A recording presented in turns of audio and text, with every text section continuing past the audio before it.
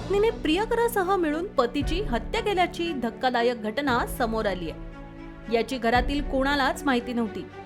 सकाळी मृतक पत्नीची पुतणी टेरेसवर पोहोचली तेव्हा काकांना पाहून तिला धक्का बसला। तिने वडिलांना फोन केला असता तरुणाचा खून झाल्याचं समजलं।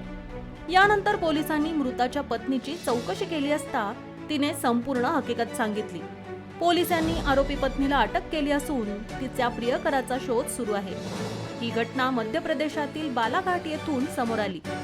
पत्नीने सांगितलं तिने तिचा प्रियकर आणि अन्य एका तरुणासोबत मिळून आपल्या पतीची हत्या केली। मृत हा नगर पंचायतीचा कर्मचारी होता। पोलिसांनी या खुनाच्या प्रकरणाचा पर्दाफाश करून आरोपीला ताब्यात घेतलाय। प्रकरण बालाघाटमधील कटंगी पोलीस ठाण्याच्या हद्दीतील आहे। येथे 2 जून रोजी नगर पंचायत पाणी शाखेचे कर्मचारी पवन नामदेव यांचा मृतदेह घराच्या टेरेसवर आढळून आला होता। मृताच्या मानेजवळ जखमा आढळल्या आहेत।